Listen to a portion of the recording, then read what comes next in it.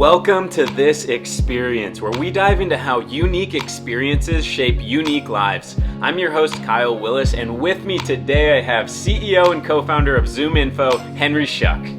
In this conversation, Henry and I discuss his journey from putting $25,000 on a credit card to taking ZoomInfo public, Henry's daily routine and his absolute non-negotiables, how to encourage growth and avoid flatlining in both your professional and your personal life, and much, much more. Aw, shucks, Henry. Take it away. Awesome. Welcome, everybody. Thank you for joining us on this episode of This Experience. With me today, I have CEO and co-founder of ZoomInfo, my boss to the fifth, I believe, Mr. Henry Schuck. Henry, thanks for joining me today. My pleasure. Good to see you, Kyle. Yeah, likewise. I think the goal today, Henry, I just think it's really cool how I get to kind of see how you interact with our employees on a day-to-day basis, and on webinars and different podcasts and things of that nature. A lot of the items that we discuss, most people know, right? They know the Discover Org story if you're familiar with our space. But I want people to get to know you a little bit more, just on a little bit like a deeper personal level. What do you think about that?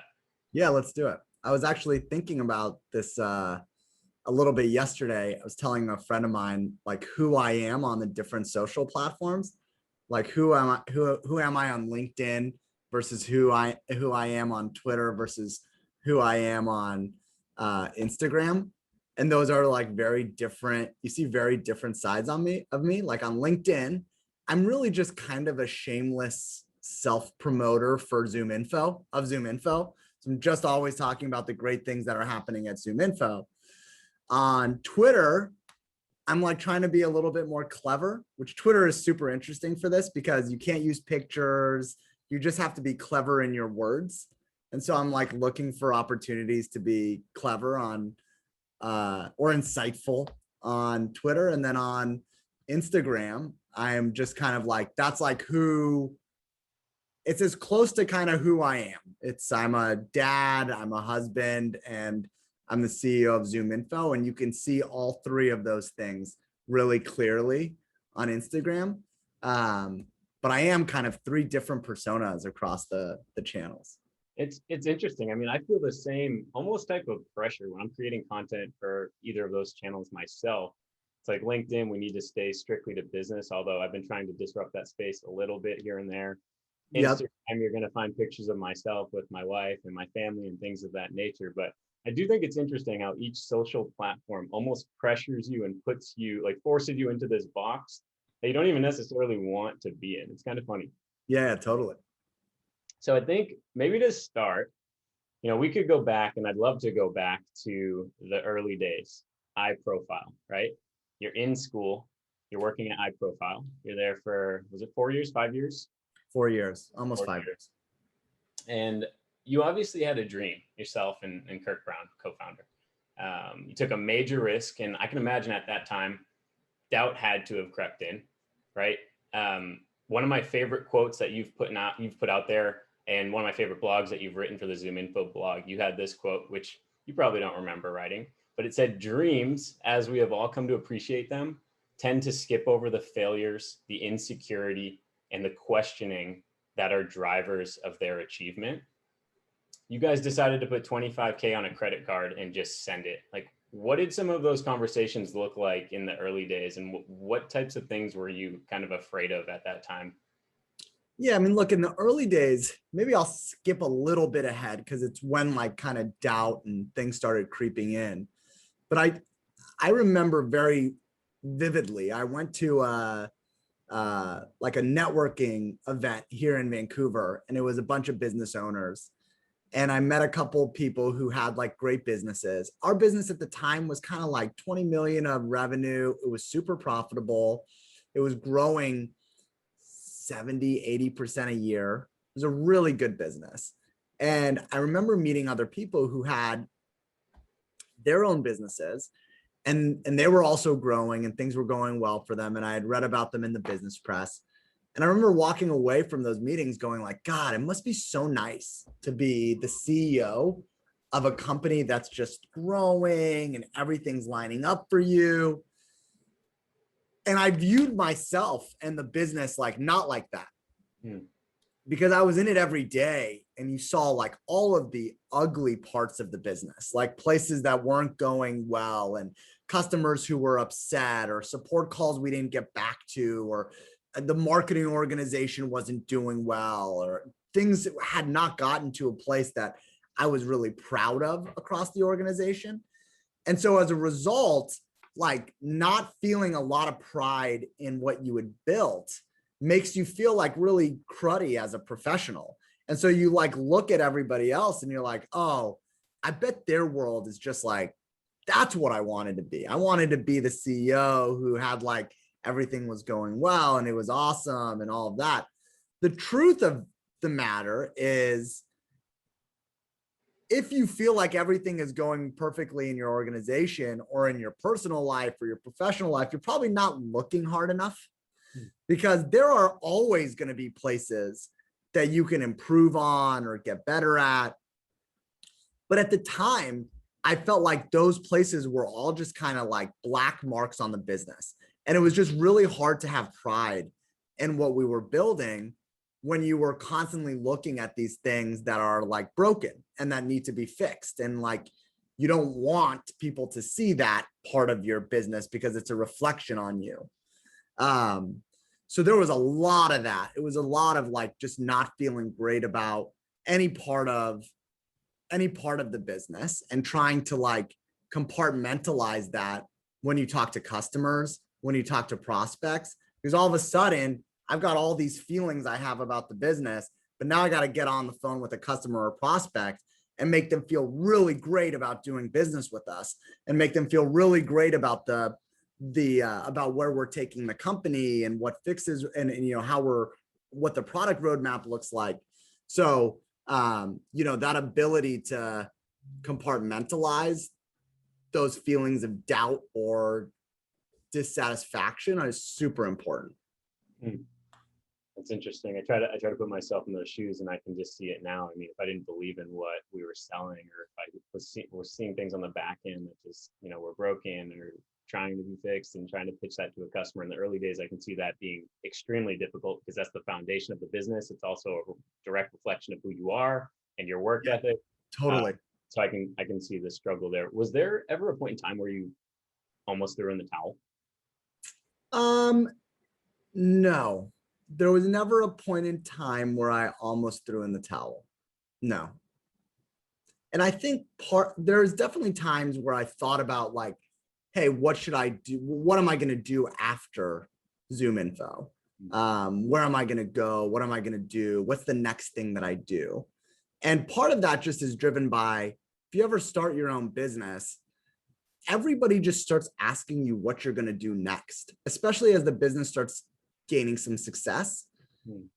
Like my friends from college, oh, what are you going to do next? What are you going to do next? What are you going to do next? The idea that you would start a business, grow it, and stay with it for the long term is like not something that people really like understand or expect.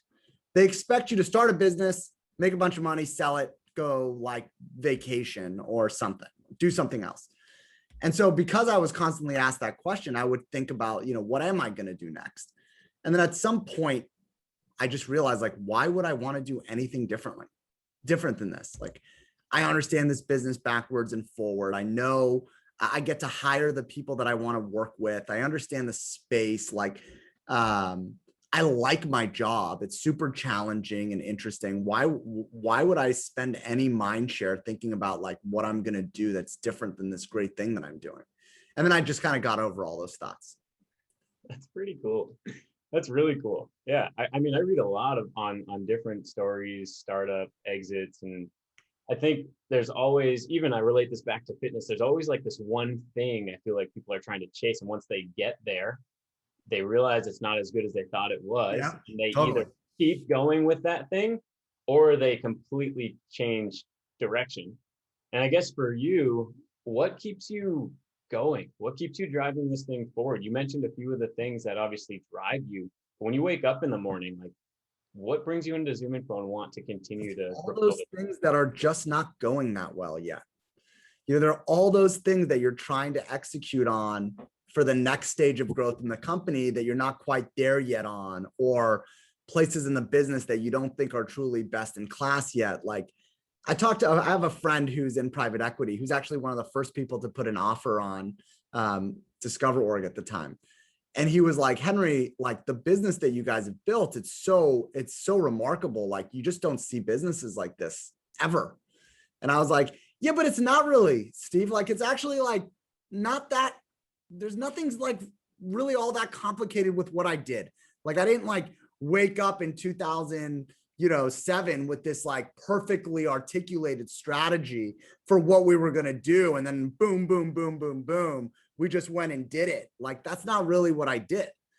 So there's no like, I don't feel like I have some kind of special business superpower. And he goes, yeah, Henry, but what's different about you is that you wake up every day thinking about all the stuff that's screwed up at the company. You just wake up and then you just fixate on those things.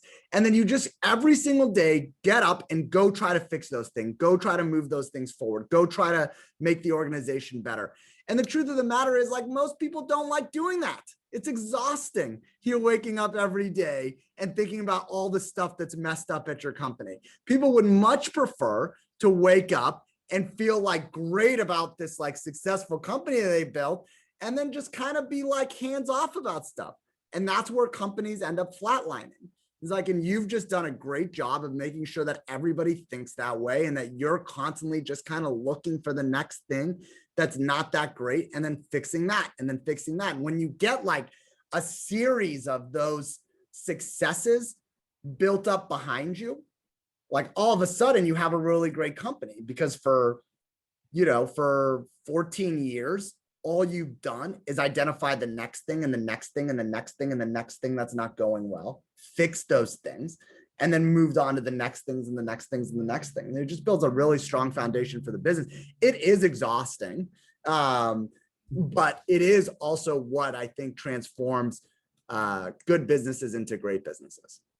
Yeah, I mean, I agree. I obviously see it from the top down. It's what attracted me to ZoomInfo initially. I saw the product, I saw what it did for the organization that I was previously at. And I want to peel back the onion a little bit. So you had said out the gates, you didn't have this crazy idea, this perfect strategy that we were going to execute over the next 10 years, but you did have the courage to take a chance and throw $25,000 on a credit card while you were in school.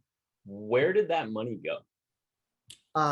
Where did I put, how did we spend that money? Yeah.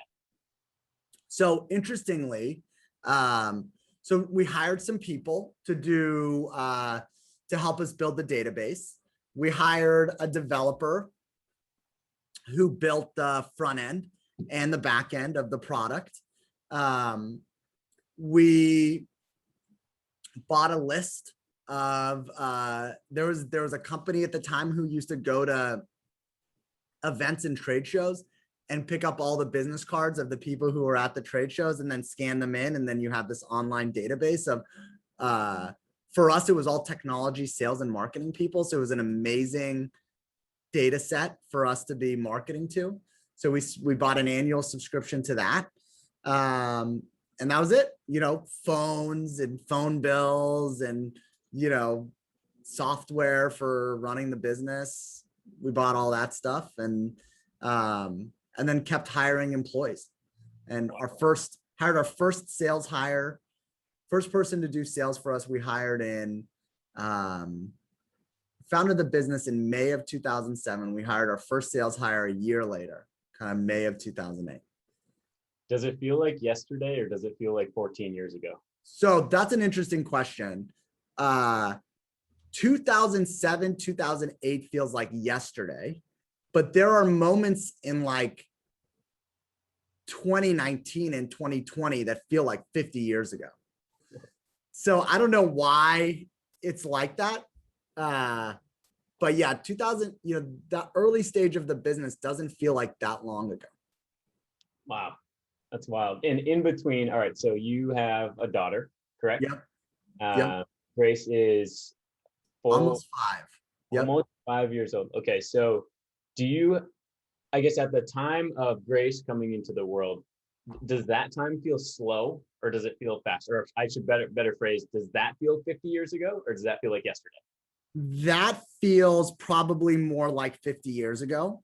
Wow. But that year was very hard. That year was really hard. So we had Grace in May of 2016.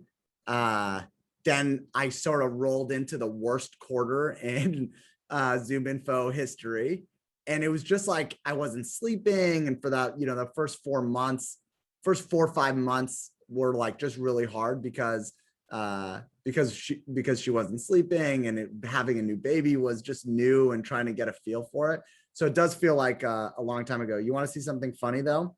Yeah. So Grace now knows how to send me text messages, not text because she can't read, but like video text.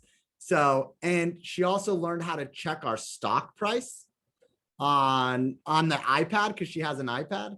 So here's Grace.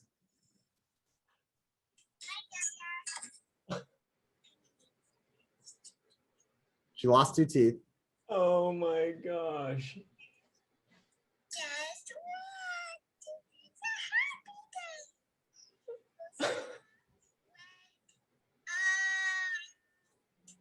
You saw Quinn up, Dada. You saw Quinn up.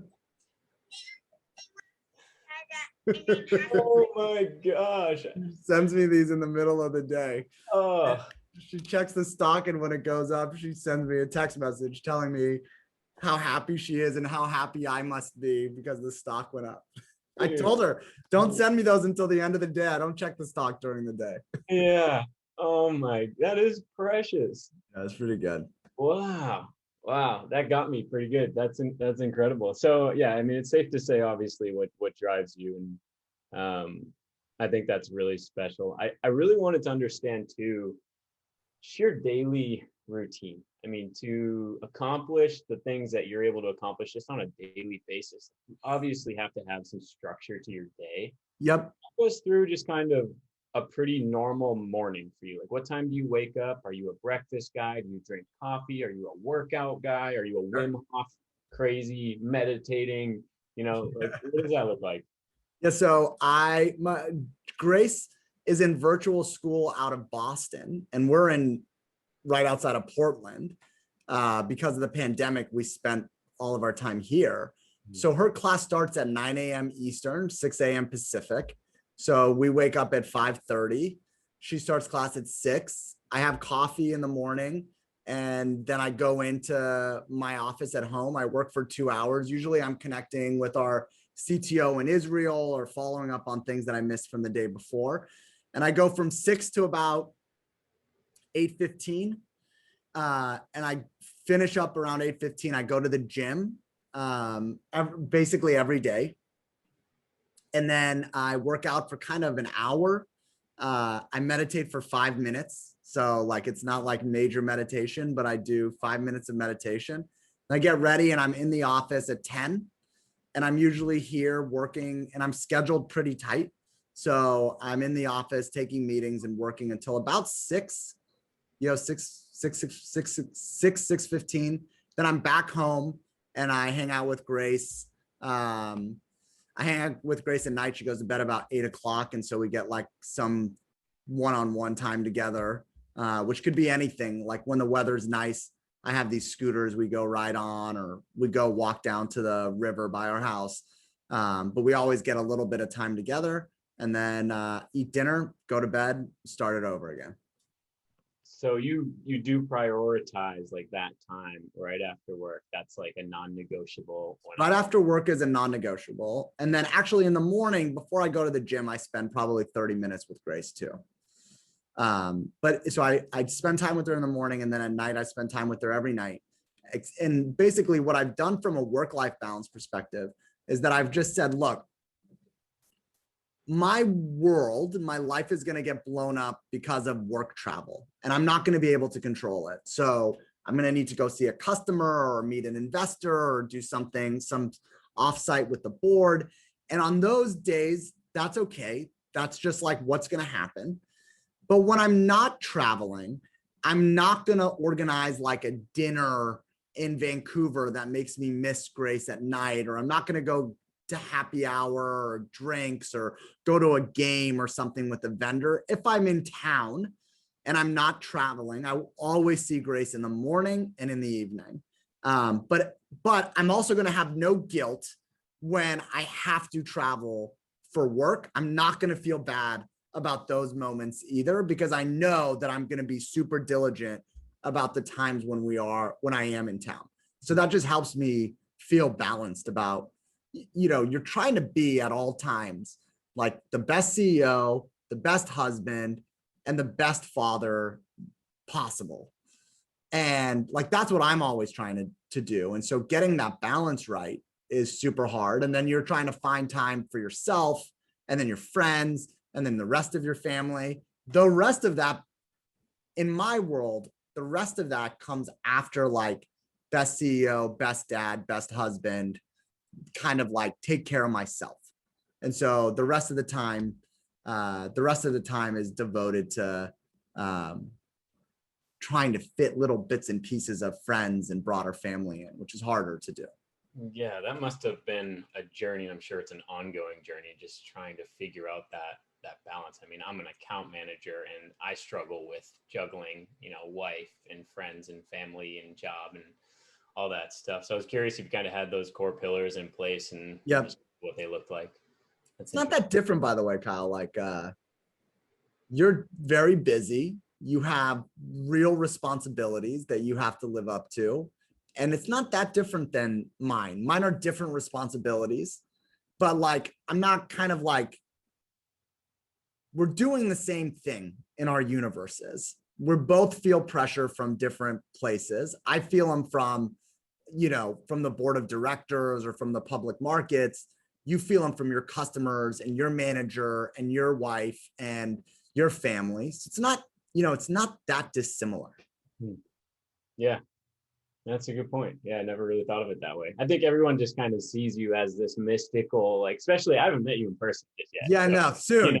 It's definitely soon. So it's one of those things where it's like Henry's this mystical feature and he has this crazy life, but at the end of the day, like, you're a husband, you're a dad, you wake up I'm doing all the same things as you. I heard Warren Buffett talk about this once. We sleep, I sleep 8 hours. So for those 8 hours, we're doing exactly the same thing, right? I get ready, shave, brush my teeth. There's nothing special there. That's an hour, or 20, 30 minutes. We're not doing anything special there. We're both working at the same company, trying to drive the same kind of success. There's not a lot different there. So our lives are like very much the same. We have the same life. I travel better. Yeah. I travel better. I probably travel better. You probably travel better. I might have better hair. I don't know. You have better hair, much more and better hair. More.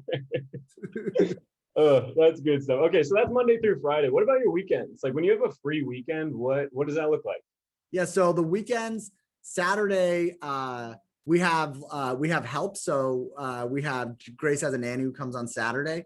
So Saturday morning, same thing. You kind of wake up at the same time. We hang out with Grace in the morning. Nanny comes at 9. Jessica and I go to the gym around 10. And so we work out together on Saturdays. And then we usually go out, have lunch somewhere, or just in the pandemic, we've just kind of been driving around.